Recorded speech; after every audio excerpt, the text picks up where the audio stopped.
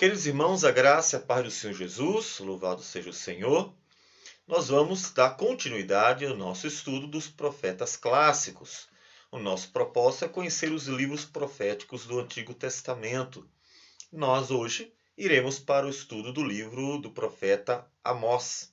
Mas para isso, nós vamos orar ao Senhor primeiro. Vamos orar. Senhor Deus amado, bendito o teu nome. Todo louvor, toda honra e glória ao Senhor sempre, porque o Senhor é Deus e não há outro. Obrigado por tua graça, por tua misericórdia, por tua salvação, que desde os tempos mais antigos foram manifestos na vida de teu povo até a vinda de Cristo Jesus, quando ele consumou, ó Deus, a redenção. Receba a nossa gratidão pelo conhecimento da tua palavra e que ela possa ser bem aplicada às nossas vidas também. Tudo isso em nome do Senhor Jesus.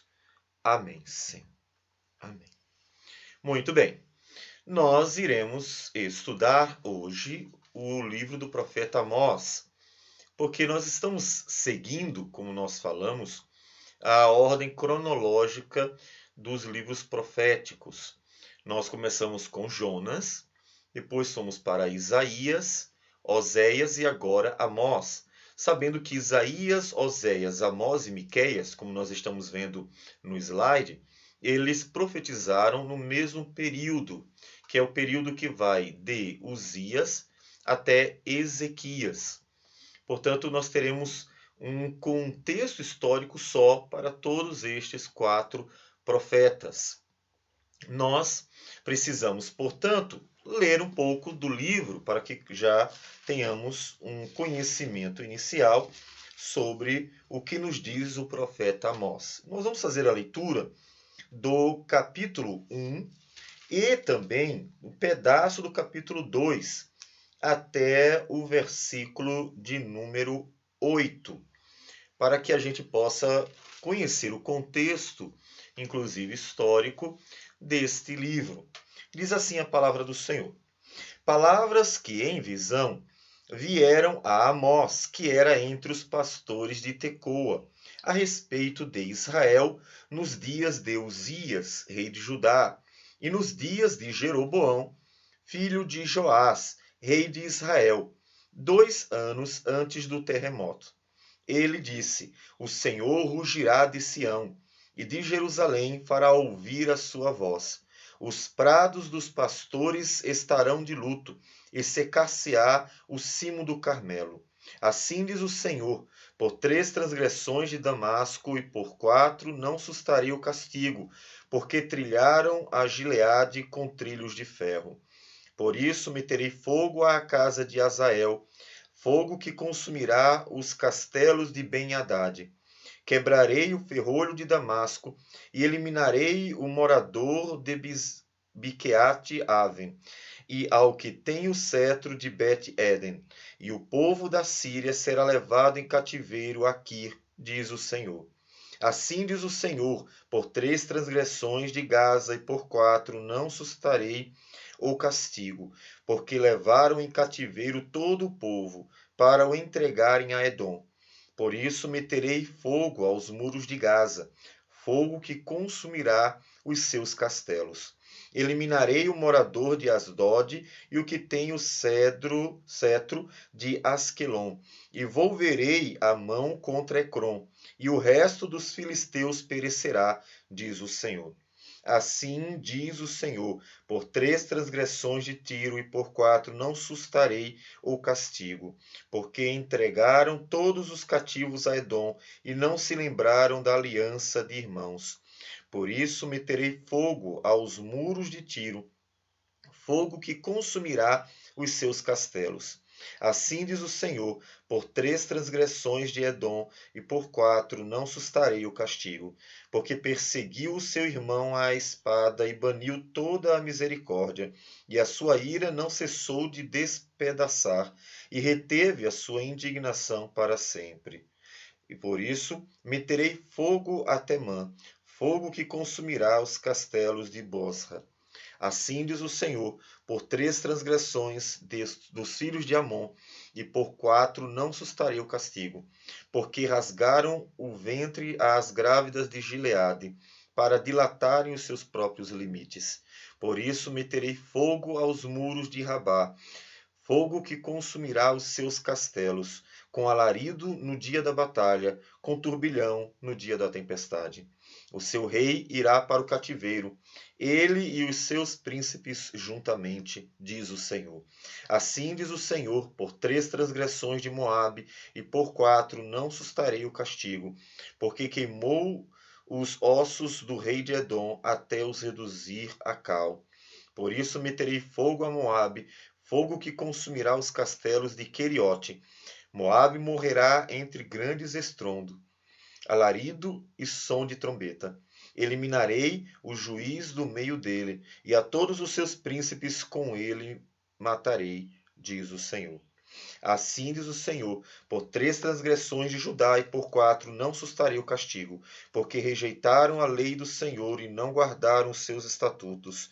Antes as suas próprias mentiras os enganaram, e após elas andaram seus pais.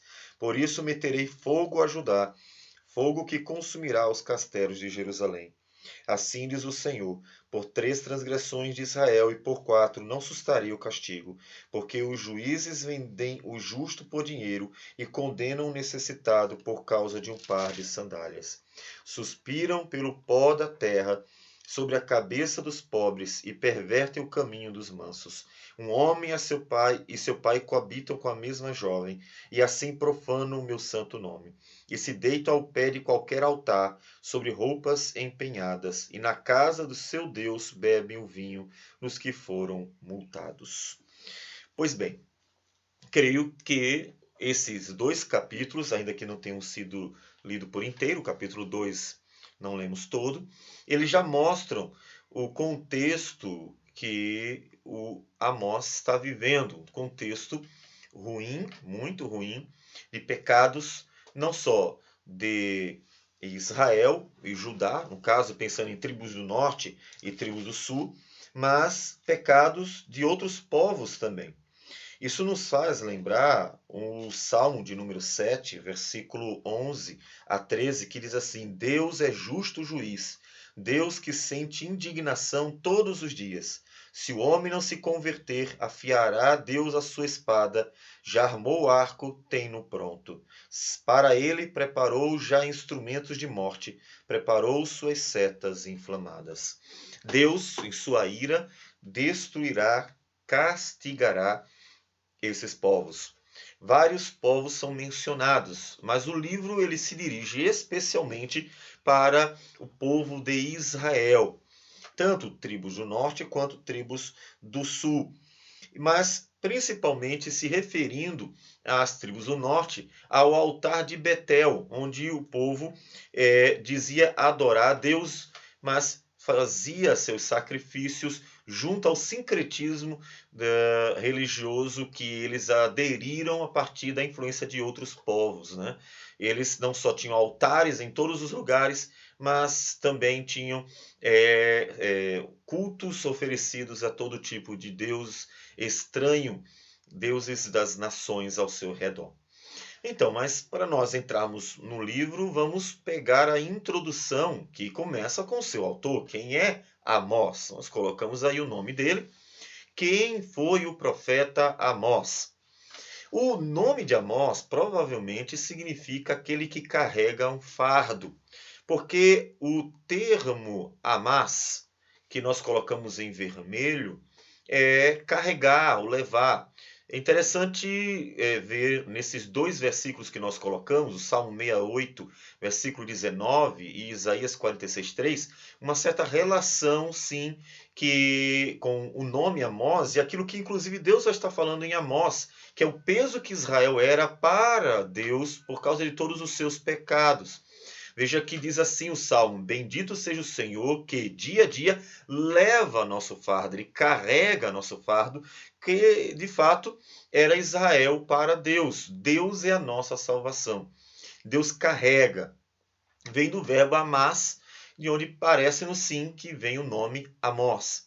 E também Isaías 46:3 que diz: Ouve-me, ó casa de Jacó, e todo o restante da casa de Israel. Vós a quem desde o nascimento carrego nos braços desde o ventre materno. Deus carrega o seu povo. E mesmo falando introdutoriamente de várias nações, inclusive para mostrar que Deus é o juiz de toda a terra, que Deus é o Senhor justo, é aquele que dá para cada um segundo as suas obras, o foco dele em todo o livro, a partir do capítulo de número 2, que nós começamos a ler, até o capítulo 9, é sim Israel, não as nações. Deus carrega o povo de Israel com todos os seus pecados, um ano após o outro, uma geração após a outra. Ele, inclusive, faz essa lembrança no capítulo 4, versículos de 6 a 11, quando ele diz que várias vezes castigou o povo para que o povo se convertesse, mas não teve jeito. Então ele estava carregando Israel. Tanto carregando Israel, como diz o capítulo 3, aquele que fez sair do Egito a Israel foi Deus. Então veja a questão de Isaías, né? Ele carrega desde o nascimento, então a ideia de que Deus tirou do Egito e desde então carrega Israel, mas também aquele que carrega no dia a dia, como ele vai falar acerca de como Deus tentou várias vezes corrigir o povo por causa de seus pecados e não teve jeito. Então, parece-nos que o nome Amós é muito adequado ao livro. Deus mostrando que tem carregado um grande fardo que é o povo de Israel. E é por isso, inclusive, que ele vai ser castigado. O povo de Israel vai ser castigado porque esse fardo continua pesado e não muda, porque não se convertem ao Senhor mesmo diante dos castigos que Deus dá. Deus está anunciando ao povo o castigo que traria também a salvação, como nós veremos. O Amós, diferente dos profetas anteriores que nós vimos, o Jonas, o Oséias e o Isaías, nem sequer o sobrenome dele aparece. Nós vimos logo no primeiro versículo, que dizendo palavras que em visão vieram a Amós. Não diz quem foi o pai de Amós, ou seja, de que família Amós era. Diz apenas que ele era entre os pastores de Tecoa. Ou seja, aquilo que nós temos mencionado acerca dos profetas, que inclusive também tem sobrenome, mas que não detalham a vida deles, né? Os livros proféticos não costumam detalhar quem foi o profeta que escreveu, não há detalhes de sua vida. Para nós isso mostra algo importante, tem uma aplicação na nossa vida. É que é mais importante a palavra que o profeta veicula do que o profeta. A palavra não é sacramentalizada pelo autor dela como profeta. A palavra é que é a autoridade, ela é que é sagrada. É a palavra de Deus que é anunciada ao povo, que deve ser recebida como palavra de Deus, que tem autoridade, não é o profeta. É por isso, inclusive, que Paulo faz uma menção muito semelhante a essa ideia lá em Gálatas, capítulo de número 1, versículo 8 e 9, dizendo assim: Mas ainda que nós, ou mesmo um anjo vindo do céu, vos pregue evangelho que vá além do que vos temos pregado, seja anátema. Assim como já dissemos e agora repito, se alguém vos prega o evangelho que vá além daquele que recebestes, seja anátema. Observe que no versículo 8 ele diz que um anjo, podia vir um anjo e pregar um evangelho diferente, ele diz, ou mesmo nós, ainda que nós ou mesmo um anjo. Então, tanto o próprio apóstolo Paulo, se tentasse ensinar algo diferente, ou se aparecesse um anjo do céu, com toda aquela aparência gloriosa, e tentasse ensinar um evangelho diferente, ele diz, seja considerado mentira. Nada disso, nada certo, maldito esse falso evangelho. Porque é o verdadeiro evangelho que é a palavra de Deus. Portanto, essa falta de informações sobre quem é o profeta mostra que a palavra de Deus é que é importante. Isso tem uma aplicação, porque em nossos dias as pessoas estão muito atrás de fama.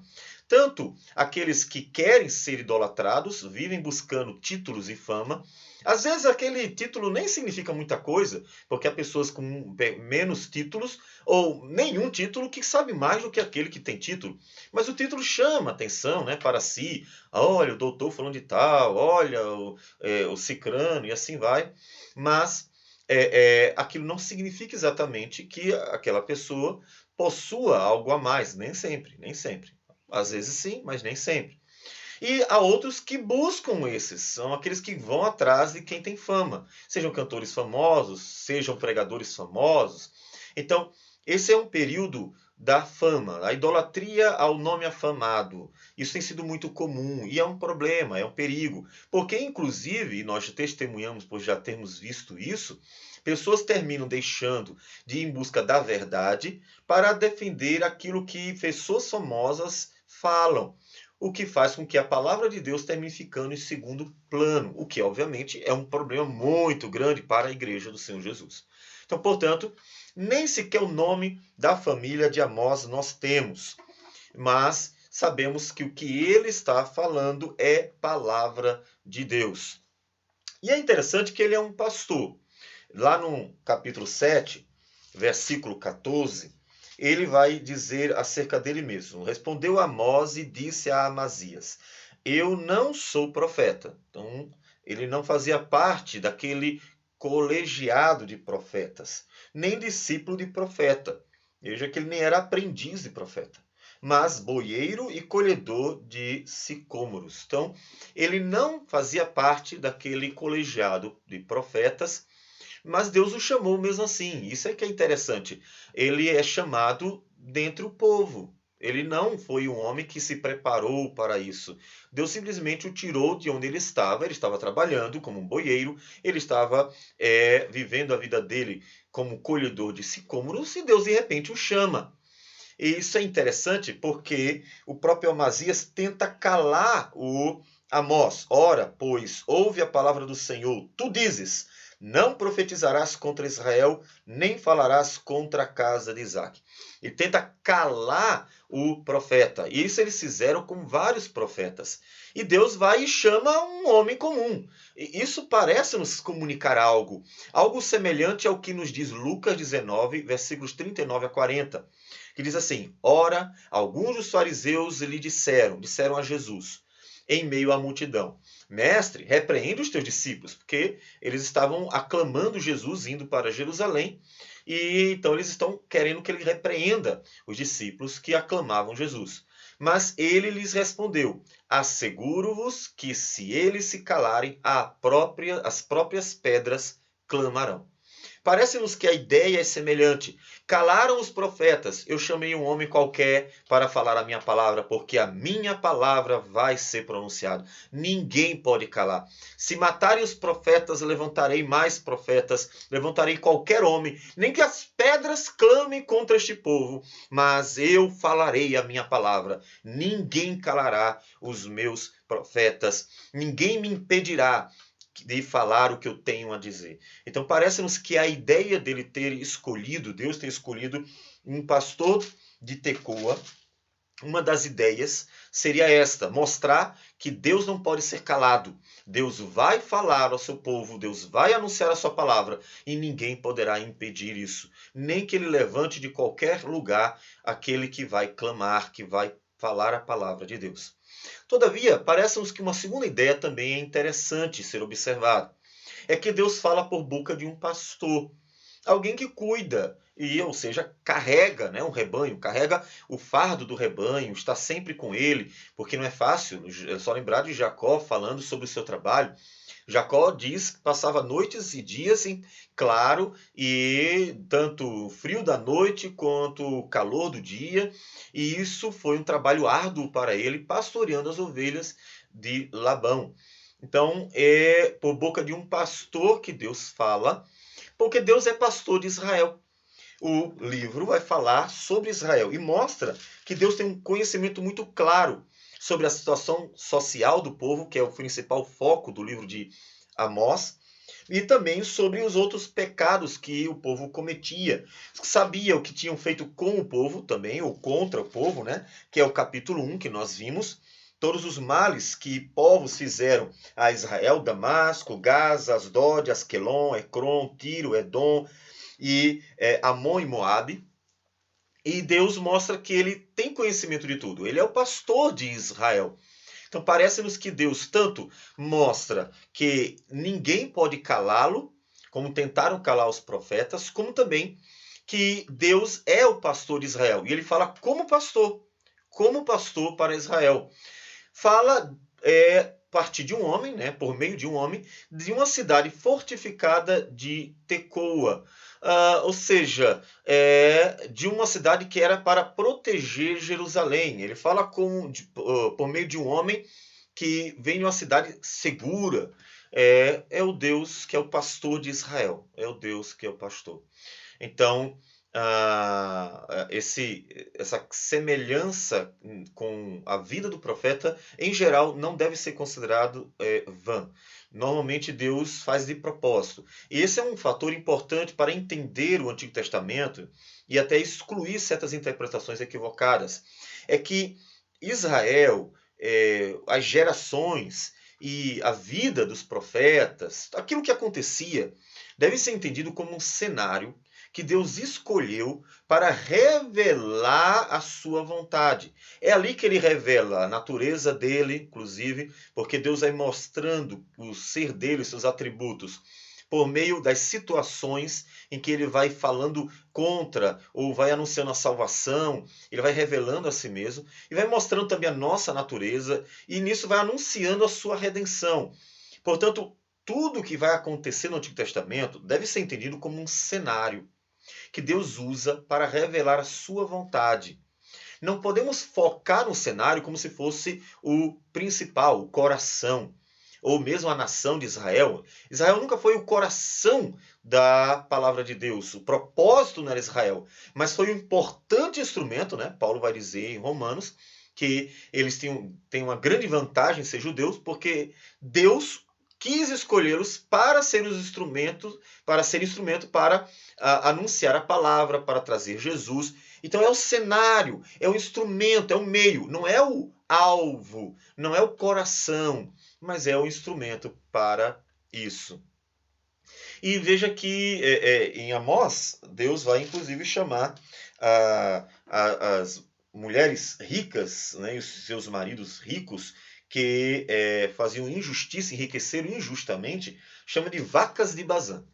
Amós é o quê? É um boieiro. Então, é uma linguagem bem adequada para um boieiro, vacas de Bazã. Então, o contexto do profeta é usado para anunciar a palavra de Deus, para anunciar, comunicar o que Deus quer falar ao seu povo. Então, o profeta apresentado para nós. Qual é o contexto histórico e espiritual? É aquele mesmo contexto que nós vimos sobre Isaías e Oséias, né? Os dias de Uzias, rei de Judá, e os dias de Jeroboão II, rei de Israel. Então, qual é o contexto espiritual? Os pecados daquela época. Nós vimos isso. Como o povo continuava sacrificando a Deus e aos ídolos ao mesmo tempo. O sincretismo religioso estava bem presente no meio tanto de Israel, mas pior nas tribos do norte, quanto de Judá, que menos, mas também estava praticando esse sincretismo, porque inclusive altares levantados nos montes não haviam sido tirados ainda. Quem vai fazer uma grande reforma em Judá vai ser o Josias e o Ezequias, né? Dois reis que vão trazer uma grande reforma em Judá e mesmo assim não resolve o problema, porque o povo estava inclinado a pecar contra o Senhor obstinadamente e geração após geração. Então, o contexto histórico e espiritual nós vamos encontrar no livro de Reis, no livro de Crônicas, que vai mostrando como o povo estava vivendo uma vida alheia a Deus, à parte de Deus, pecando contra o Senhor e ignorava os profetas, não se dava conta daquilo que estava fazendo. Por isso que os profetas são levantados para falar contra o povo de Deus. O foco da palavra do Senhor é o povo de Deus. Nós vamos encontrar em Naum um foco na cidade de Nínive. Todavia, ainda assim a palavra foi dada para o povo de Deus, para que o povo de Deus, recebendo essa palavra, pudesse então tanto ser advertido quanto às implicações do que fazem, quanto pudesse também ver que Deus é o Senhor de toda a terra e julgará todos os povos. Bom, isso acontece em Amós. A palavra do Senhor em Amós começa se dirigindo contra várias cidades, contra várias nações. Nós lemos o texto já. E Deus diz que castigará os povos porque fizeram mal ao rebanho do Senhor, ao povo de Deus. Veja que é interessante que, como um pastor, Deus está defendendo o seu povo. Ele não começa acusando, ele começa defendendo, ele começa falando contra o pecado do povo. Ou seja, Deus não está o tempo inteiro falando contra Israel, como se Deus tivesse algum problema pessoal com Israel e os outros povos fazem um monte de coisa errada e Deus nem liga. Não. Deus é o Senhor de toda a terra e Deus é o juiz de toda a terra. E quando fazem mal ao povo dele, Deus sim, ele observa e há de castigar. Como nós mencionamos, ele fala de Damasco, os sírios, né? Fala de Gaza, Asdod, Asquelon e Ecrom, que são os filisteus. E nós colocamos no slide algumas referências que mostram o que já aconteceu, ainda que não tenha sido a única vez, mas já aconteceu nessa relação entre Israel e os povos. No caso ali, primeiro vamos ver 2 Crônicas 24, versículo 23, se referindo aos sírios. Nos diz assim a palavra do Senhor. Antes de se findar o ano, subiu contra Joás o exército dos sírios, e vindo a Judá e a Jerusalém, destruíram dentre o povo a todos os seus príncipes, cujo despojo remeteram ao rei de Damasco. Então, Deus está mostrando sua indignação contra os povos, porque os povos foram contra Israel. O que é mais interessante? Israel era um povo pacífico, foi ensinado a ser assim. Deus mandou que tirasse os cananeus como um instrumento de juízo.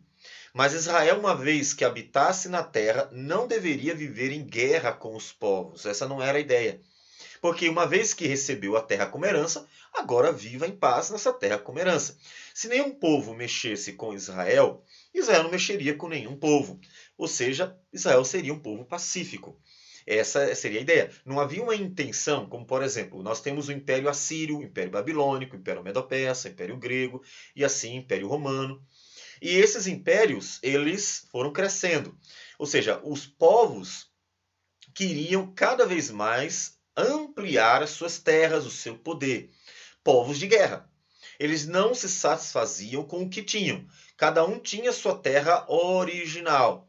Mas eles queriam crescer e avançar. Então eles iam contra os outros povos e tomando terras até crescer, a ponto dos impérios se tornarem monstruosos. Por isso mesmo, inclusive, denominados de impérios, porque tomaram muitos povos e dominaram sobre eles. Israel não podia fazer isso. Nem no período de Salomão, quando nós podemos dizer que Israel, de uma certa forma, esteve na supremacia sobre os povos, né?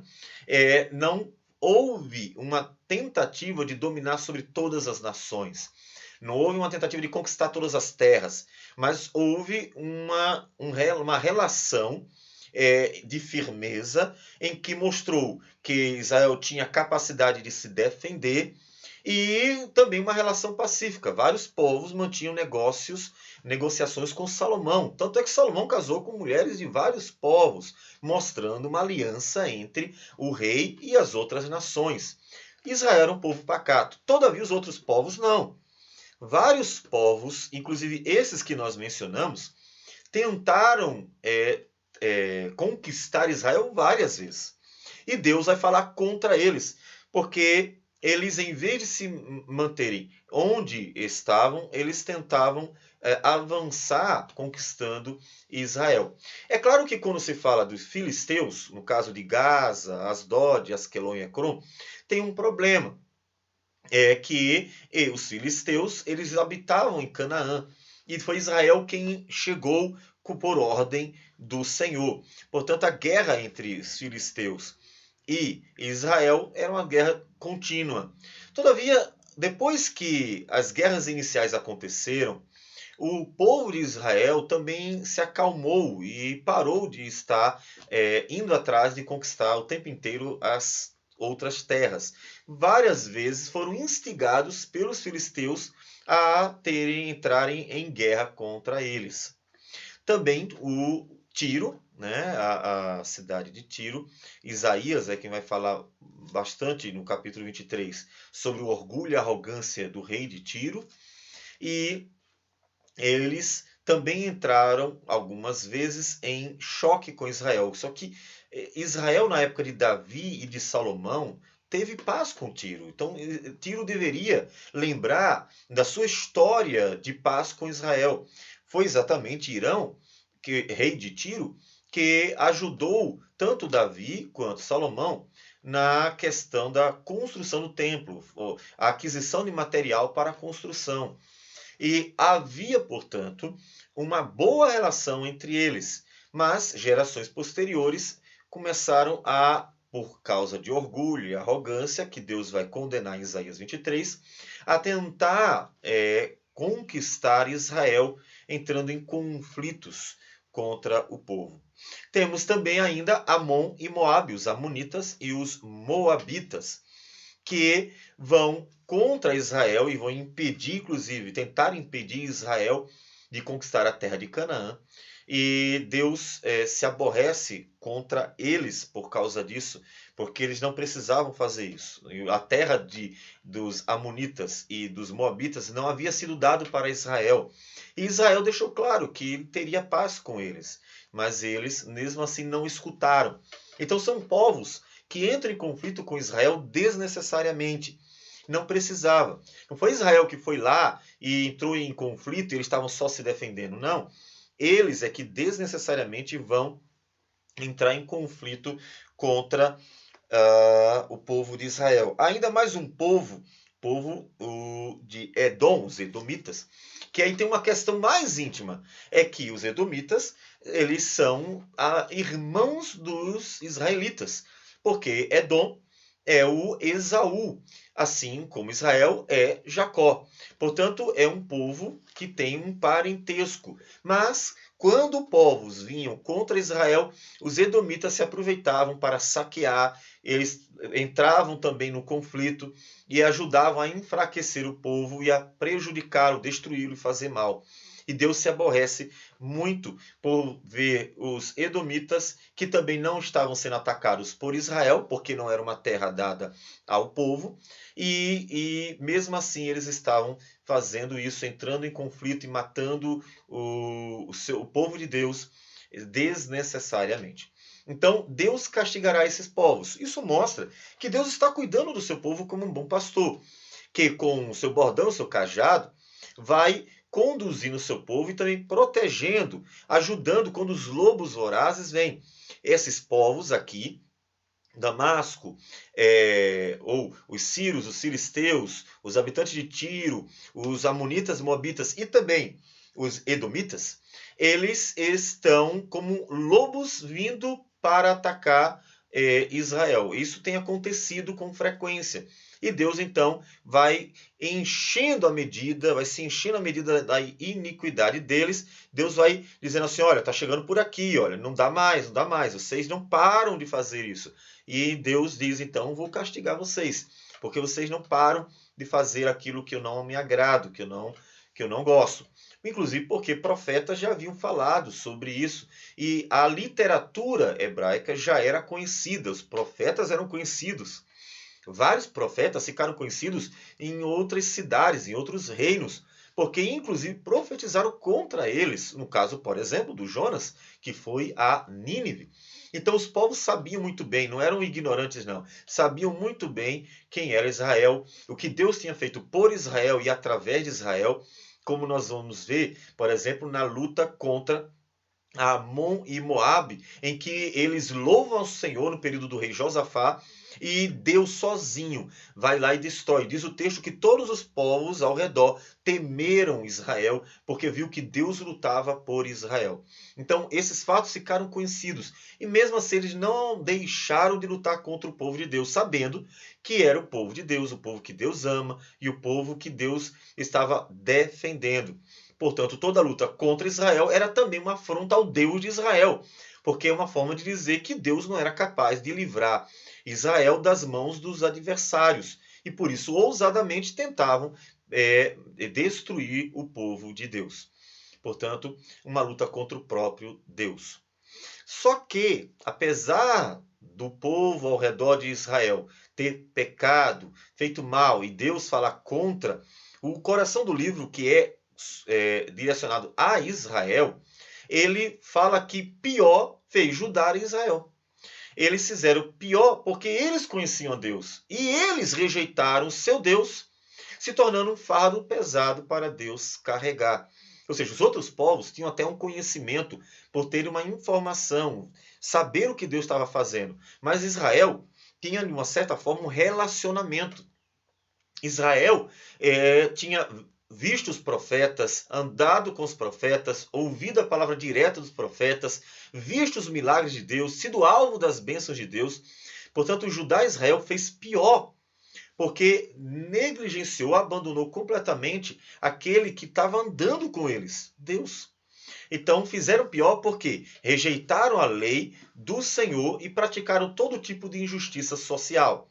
Capítulo 2, versículo 4 a 7, que nós lemos, mas vamos reler para enfatizar, diz assim: Assim diz o Senhor, por 3 transgressões de Judá e por 4 não sustarei o castigo, porque rejeitaram a lei do Senhor e não guardaram os seus estatutos, antes as suas próprias mentiras os enganaram, e após elas andaram seus pais. Por isso meterei fogo a Judá, fogo que consumirá os castelos de Jerusalém.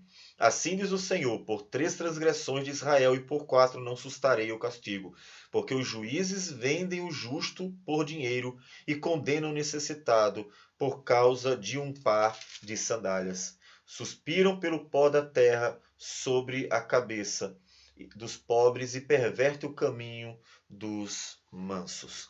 Então veja que eles negligenciam a lei do Senhor e praticam a injustiça. E por isso que era pior, porque eles conheciam a lei do Senhor. Capítulo 3, versículo 10 diz: Porque Israel não sabe fazer o que é reto, diz o Senhor, e entesoura nos seus castelos a violência e a devastação. Então, muito pior era o pecado de Israel. Se Israel olhava para os outros povos e reclamava: Ó Senhor, olha o que estão fazendo conosco, nos ajuda. Deus dizia: E vocês estão fazendo o que comigo? E vocês que conhecem a minha lei e fazem tudo muito pior, e vocês que cometem todo tipo de pecado, sabendo o que é certo e o que é errado. Então Deus vai contra o seu povo, porque o seu povo estava pecando, tendo conhecimento de Deus.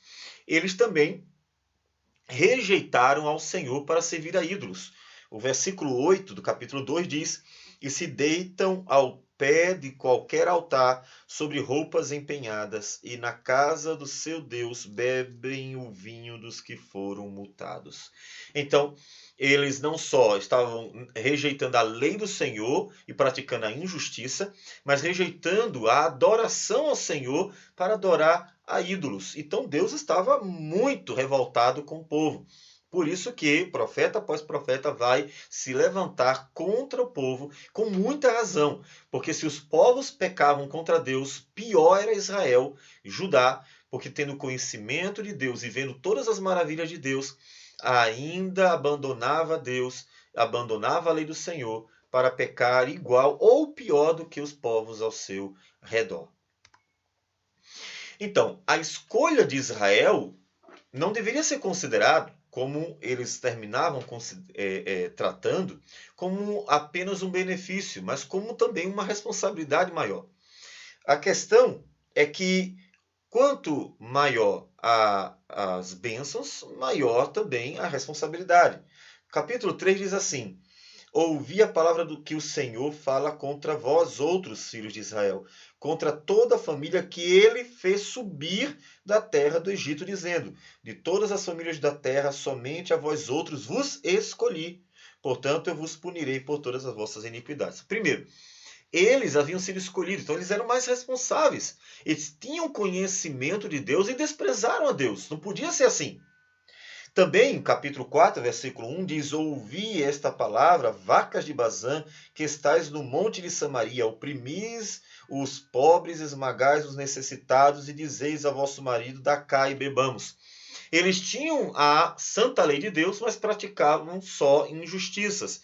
Ou seja, também estavam mostrando que aquilo que Deus havia feito por eles não estava sendo valorizado.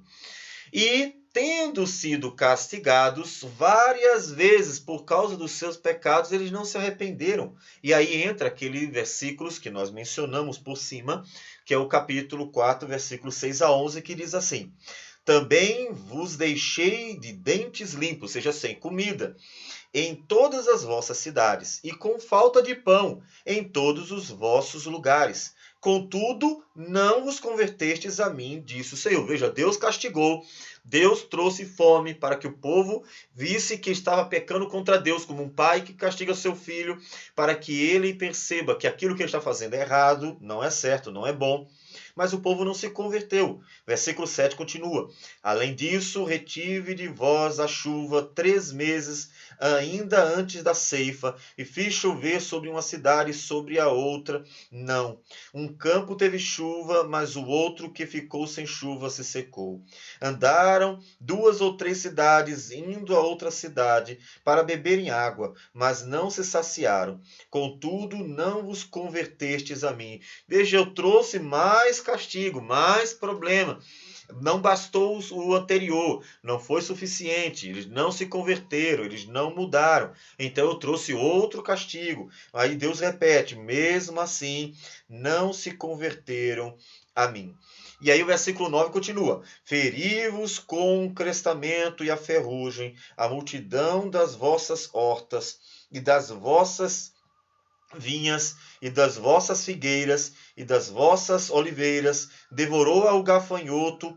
Contudo, veja, Deus trouxe mais castigo, devorador foi lá e devorou o campo do povo de Deus, os gafanhotos devoraram o campo do povo de Deus. Contudo, não vos convertestes a mim, diz o Senhor. Não adiantou, é a terceira vez Deus castiga o povo e não tem jeito, não muda, o povo continua pecando contra o Senhor. E aí no versículo 10 ele diz: Enviei a peste contra vós outros à maneira do Egito. Veja que ele lembra: olha, lá no Egito, lembra o que eu fiz àquele povo, àquela nação, e vocês viram a grandeza do Senhor, como Deus julgou uma nação ímpia e livrou o seu povo por amor ao seu nome. Eu terminei castigando vocês com castigos semelhantes, trazendo pestes para que castigasse vocês e vocês se arrependessem. Os vossos jovens matei-os à espada, e os vossos cavalos deixei-os levar presos, e o mau cheiro dos vossos arraiais fiz subir aos vossos narizes. Contudo, veja, com tudo isso, não vos convertestes a mim, disse o Senhor. Subvertir alguns dentre vós. Então, mais uma vez, e última, como Deus subverteu a Sodoma e Gomorra. Deus trouxe juízo definitivo a Sodoma e Gomorra, mas Deus trouxe um castigo que não foi final, não trouxe a destruição final sobre o seu povo, mas trouxe um castigo grande sobre o seu povo, comparando então ao castigo sobre Sodoma e Gomorra. E vós fostes como um tição arrebatado da fogueira. Contudo, não vos convertestes a mim, diz o Senhor. Então veja que Deus repete diversas vezes que havia castigado o povo e o povo não se converte, não tem jeito. Então, Deus tendo escolhido o seu povo e tratado como um filho, porque lá em Hebreus 12 Deus diz que castiga todo o que ama e açoita o filho a quem recebe. Deus tratando como filho, castigando para o bem, castigando para a educação, castigando para a correção, para que andasse com o Senhor e fosse abençoado, mas não teve jeito. Então, a escolha de Israel o tornava mais responsável. Por isso que, comparando com as outras nações, Israel é tratado com muito mais severidade. Por quê? Porque tinha muito mais dádivas recebidas da parte de Deus. Tinha sido o povo escolhido, abençoado, visto todas as maravilhas. Então, era muito mais responsável. É o que dá, ao que se dá muito, muito também vai se pedir, né? Então, Deus chama a atenção do seu povo com muito mais dureza, porque o povo havia sido também muito abençoado por ele.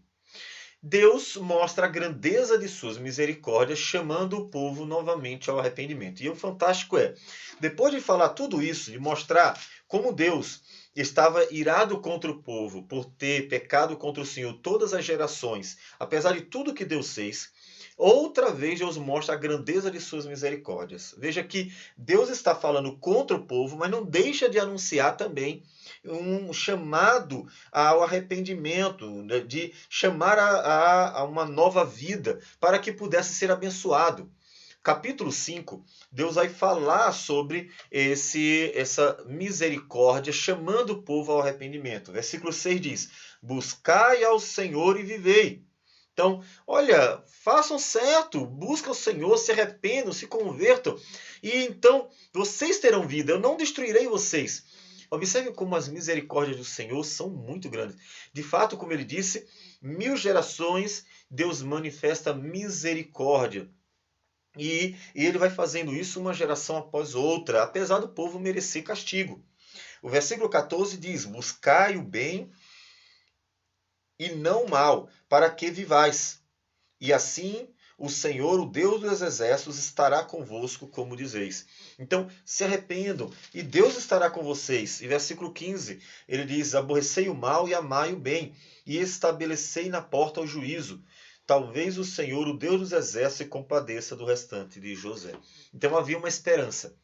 É importante observar que mesmo nos livros em que os profetas vão anunciar o juízo, porque realmente o povo merece, é o que é necessário fazer até para limpar o povo, Deus ainda assim anuncia as misericórdias. Ele sempre anuncia que está pronto a perdoar todo aquele que se arrepende de verdade.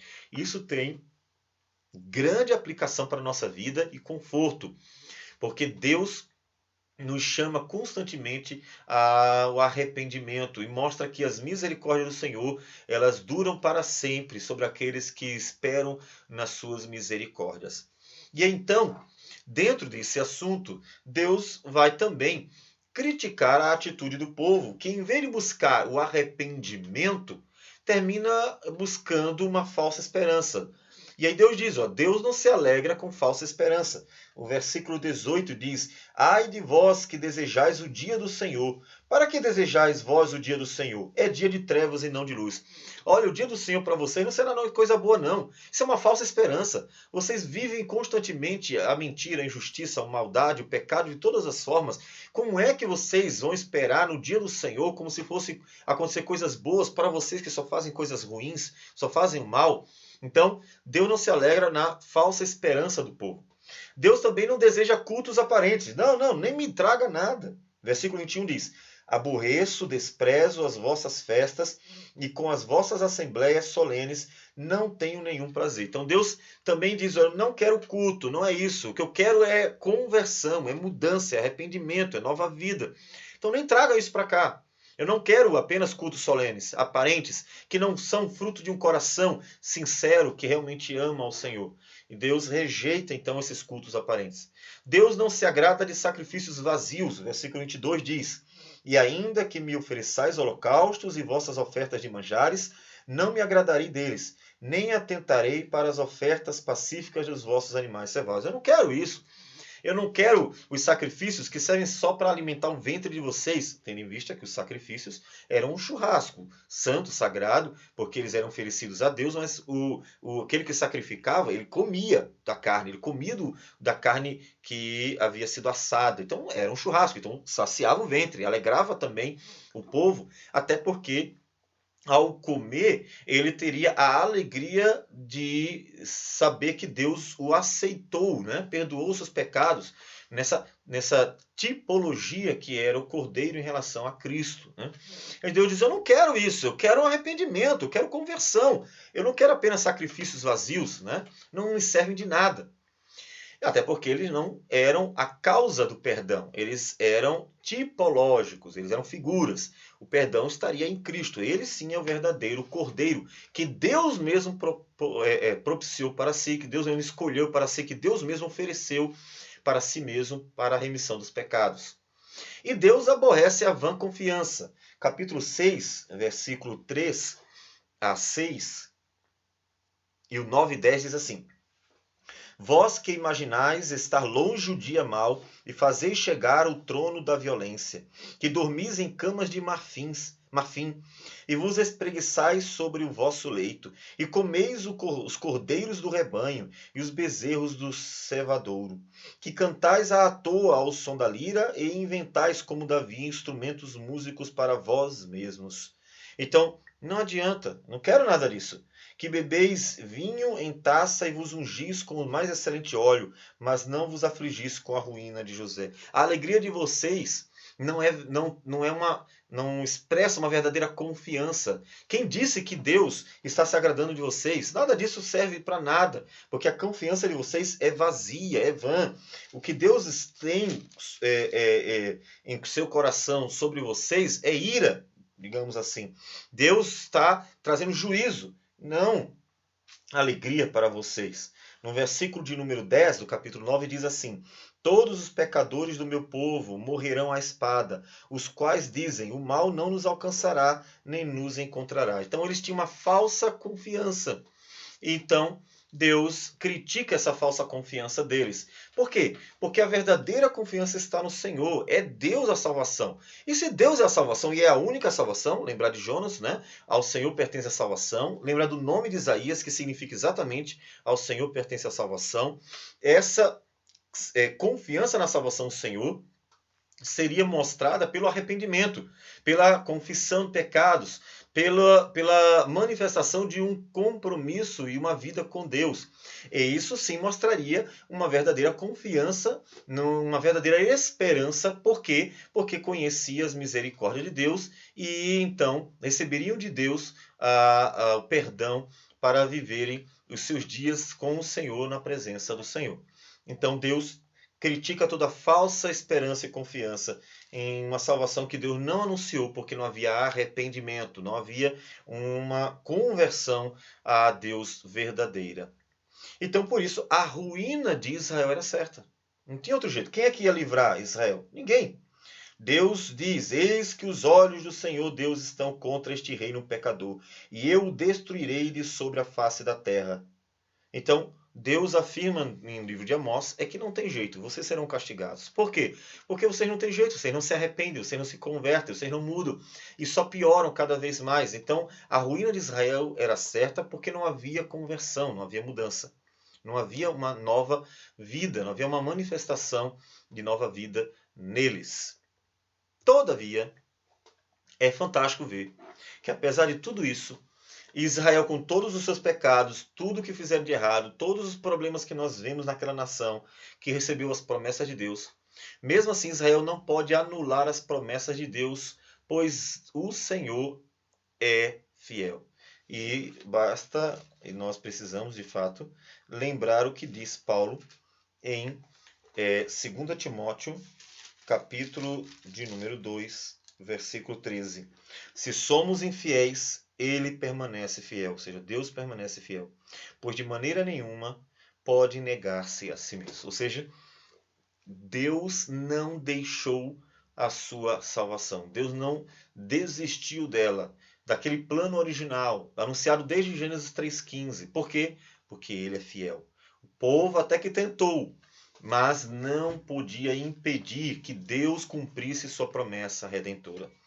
Portanto, o estado espiritual de Israel mostra a necessidade da redenção, a regeneração. Então a gente lembra de Ezequiel, capítulo de número 36, versículos 26 e 27, quando Deus fala sobre a regeneração, dizendo: dar-vos-ei coração novo e porei dentro de vós espírito novo. Tirarei de vós o coração de pedra e vos darei o coração de carne. Porei dentro de vós o meu espírito e farei que andeis nos meus estatutos, guardeis os meus juízos e os observeis. Então, essa promessa maravilhosa que é muito importante para entendermos a regeneração, é a promessa em que o Senhor, no dias de Cristo Jesus, traria verdadeira conversão para o coração do seu povo. E isso era uma necessidade, e o estado em que nós vamos encontrar Israel na Bíblia, no Antigo Testamento, tanto nos livros históricos como proféticos, mostra essa necessidade. Ou seja, o que Israel precisava não era de um libertador quando o povo tivesse um problema com alguma nação, como aconteceu com os juízes, né? Toda vez que os midianitas, os filisteus ou qualquer outro povo viesse contra Israel, então Deus levantava um juiz que defendia, usado por Deus, e julgava o povo durante um período, fortalecendo o povo contra os adversários. Mas o problema do povo não era político, não era um problema com carne ou sangue, né? Como diz Paulo em Efésios. Nossa luta não é contra carne ou sangue, mas contra principados e potestades. E o Estado de Israel mostra que a necessidade do povo era de uma regeneração. Só que é este cenário que Deus vai usar para revelar essa necessidade da libertação do pecado. Porque o maior problema do povo de Israel era o pecado. Não eram os povos maltratando, era o próprio pecado, porque o povo não era obrigado a adorar outros ídolos, outros deuses, não era obrigado a pecar, não era obrigado a ter injustiça social. Nenhum dos pecados de Israel foram obrigados por outros povos, não houve nenhum tipo de opressão nesse sentido, mas era o próprio coração do povo que era mau e, sendo escravo do pecado, não deixava o povo viver para a glória de Deus. Então, o cenário de Israel mostra a realidade da natureza humana, que é escrava do pecado e por isso só faz pecar. O profeta também anuncia a redenção futura de Israel, e isso também aos gentios, conforme nós vemos a interpretação da igreja do Novo Testamento. Nós vamos ver esses versículos. Amós, capítulo 9, versículo 11 diz assim: Naquele dia levantarei o tabernáculo caído de Davi, repararei as suas brechas e, levantando-o das suas ruínas, restaurá-lo-ei, como fora nos dias da antiguidade, para que possua o restante de Edom e todas as nações que são chamadas pelo meu nome, diz o Senhor que faz estas coisas. Então, esses dois versículos, veja, o cuidado que a gente tem que ter em ler dentro de uma perspectiva literalista, né? Porque o tabernáculo de Davi é uma referência aos dias de Cristo, né? É uma referência à restauração do ser humano como templo de Deus, como habitação de Deus, mas que o pecado, então, o fez se afastar de Deus. E, então, essa referência ao dia de Cristo que restauraria a relação entre o homem e Deus. E como é que a gente sabe disso? É porque a palavra do Senhor nos diz isso. Lá em Atos, capítulo 15, nós encontramos a interpretação dos apóstolos sobre isso. Nos diz o texto, vamos pegar a partir do versículo 12 para ficar mais claro o texto.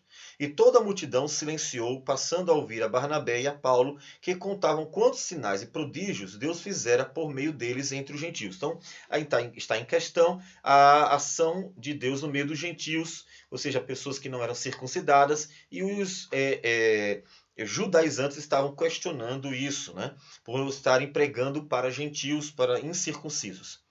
Depois que eles terminaram, falou Tiago dizendo: Irmãos, atentai nas minhas palavras.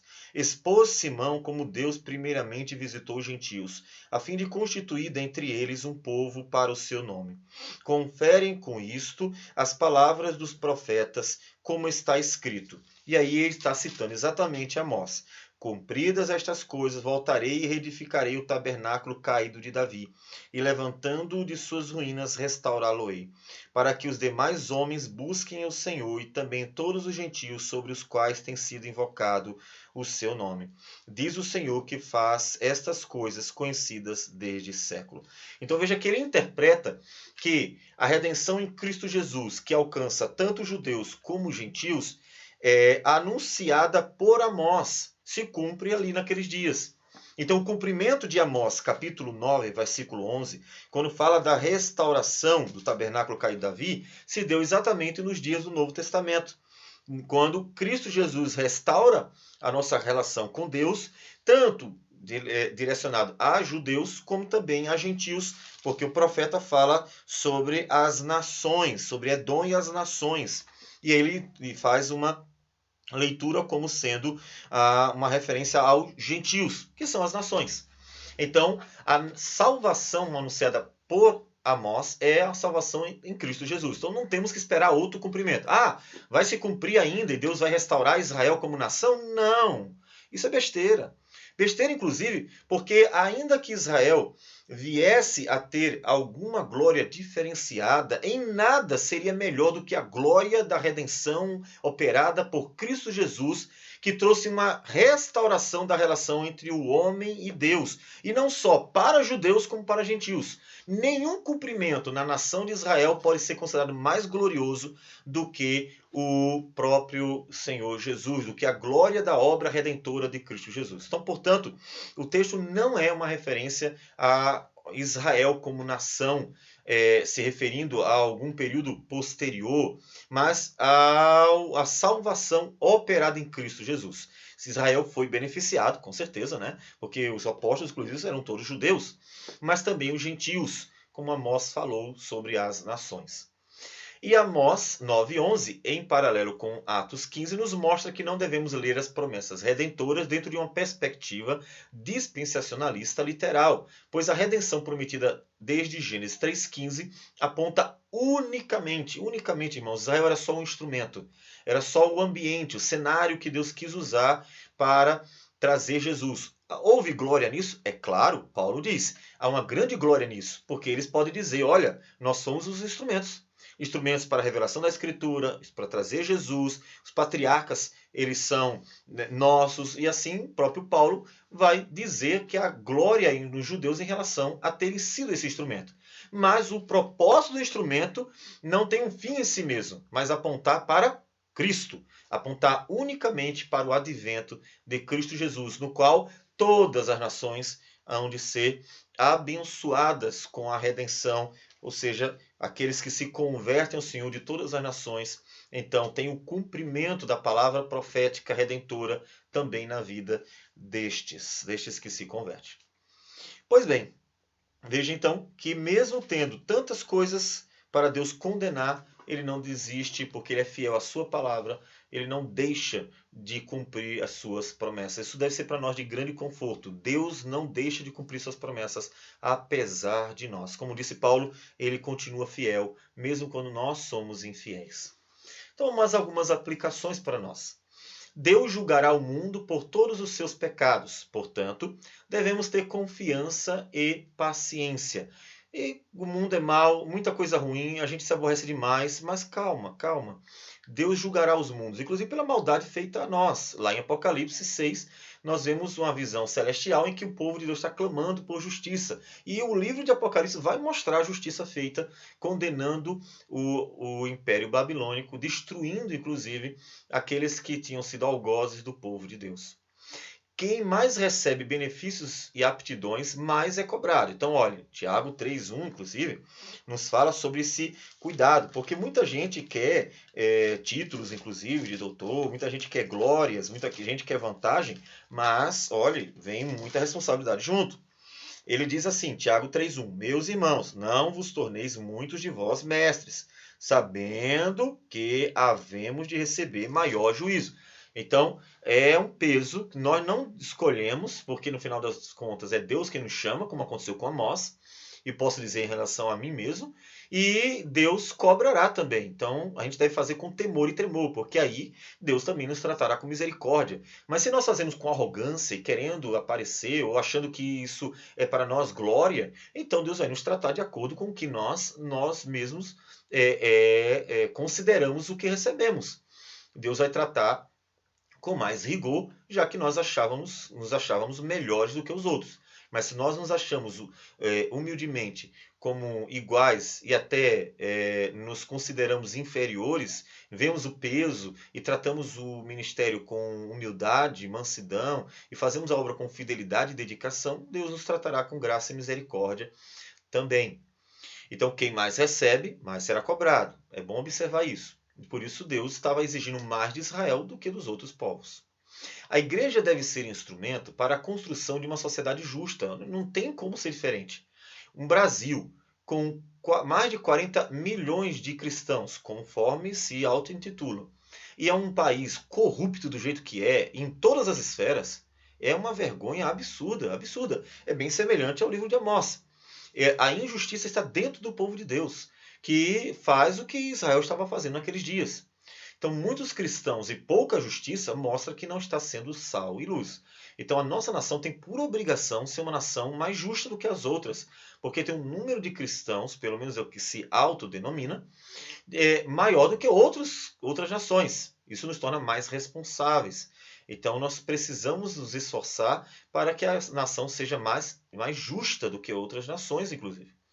A redenção de todo pecador encontra-se unicamente, minha gente, unicamente, não há outro, na pessoa de Cristo Jesus, não em justiceiros segundo os homens. Então, a forma de mudar uma nação está na conversão. Você quer que uma nação mude? Prega o evangelho para que as pessoas se convertam, porque Cristo é o único que pode mudar vidas. Veja que Israel teve muitos reis, e teve bons reis, o Davi, o Josias, o Ezequias e outros mais, e mesmo assim continuou sendo um povo mau. Isso mostra que o povo precisa de uma mudança no coração, não apenas de um bom líder, mas de alguém que conduza para a verdade, conduza para Cristo, conduza para a palavra de Deus, confiando que o Espírito de Deus é poderoso para mudar vidas. Essa é a única forma de termos uma mudança nas pessoas. Portanto, nós precisamos confiar na salvação das pessoas unicamente ao Senhor Jesus Cristo. Então, vamos orar ao Senhor, encerrando o nosso estudo de hoje. Senhor Deus amado, muito obrigado por esse estudo. Que o Senhor aplique ao nosso coração e nos abençoe de forma que nós possamos meditar e viver para a tua glória, para que nos alegremos no Senhor e vivamos uma esperança fiel, verdadeira, uma confiança fiel e verdadeira. Em nome de Jesus que nós oramos e agradecemos por tudo. Amém, Senhor. Que Deus abençoe a todos. Nosso desejo.